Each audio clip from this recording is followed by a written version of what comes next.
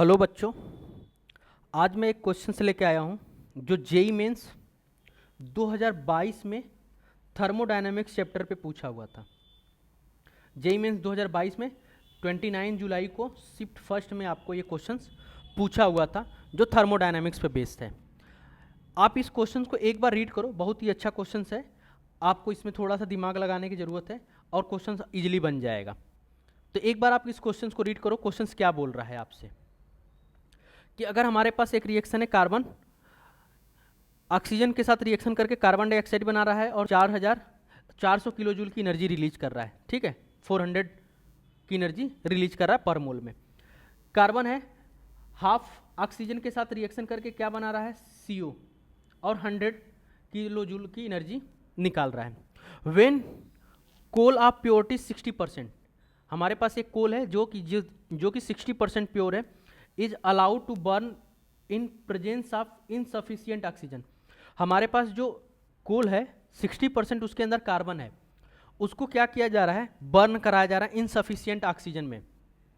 ठीक है, insufficient oxygen के प्रेजेंस में बर्न कराते हैं तो क्या होता है, 60% कार्बन जो होता है वो किस में कन्वर्ट होता है, CO में कन्वर्ट हो जाता है, और रिमेनिंग मतलब 40% जो है वो किस में कन्वर्ट हो जाता है, CO2 में कन्वर्ट हो जाता है।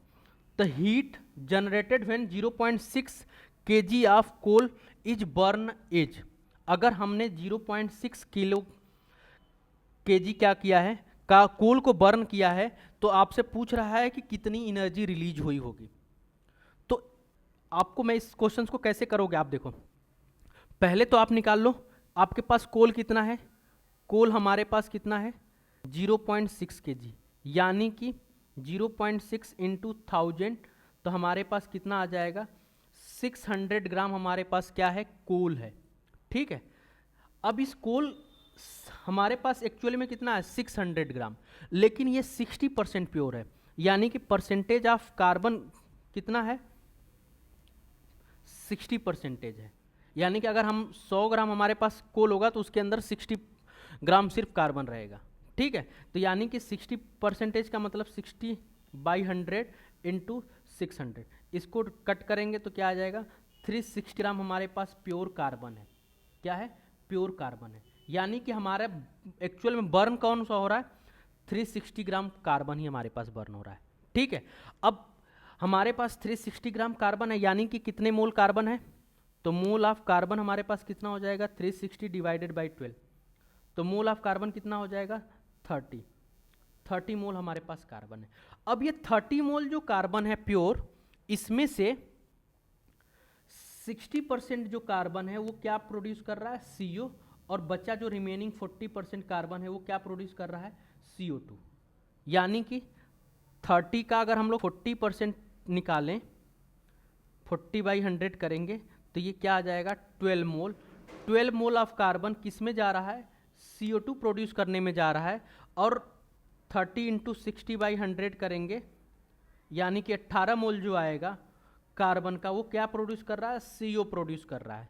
तो यानी कि जब CO2 प्रोड्यूस होगा तो हमारे पास एनर्जी कितनी निकलेगी, 400 किलो जूल, और अगर CO प्रोड्यूस होगा तो कितनी एनर्जी निकलेगी, 100 जूल।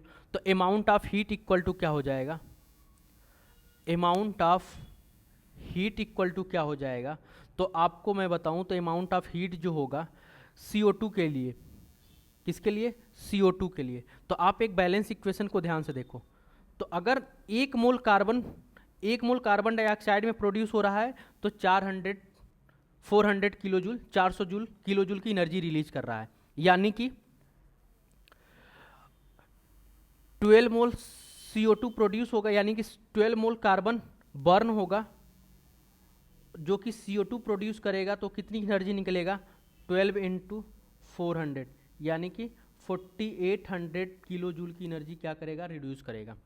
ठीक है, दूसरा अमाउंट ऑफ हीट जो है, CO अगर प्रोड्यूस होगा तो हमारे पास कितना कार्बन है, 18 मोल कार्बन है, जो कि बर्न हो रहा है तो किस में प्रोड्यूस कर रहा है, CO में, यानी कि 1 मोल जो है, 1 मोल कार्बन अगर CO प्रोड्यूस कर रहा है तो उसमें कितनी एनर्जी निकल रही है, 100 किलो जूल, 100 किलो जूल। तो यानी कि 18 है तो कितना निकल जाएगा, 1800 किलो जूल की एनर्जी निकल रही, तो टोटल एनर्जी कितना निकल जाएगा, टोटल एनर्जी इक्वल टू क्या हो जाएगा, 4800 kilo joule plus 1800 kilo joule, 1800 kilo joule, इसको ऐड कर दो तो 6600 किलो जूल की एनर्जी क्या हो रही है, रिलीज हो रही है। यानी कि जो करेक्ट आंसर है वो क्या हो जाएगा, डी ऑप्शन हमारा करेक्ट हो जाएगा।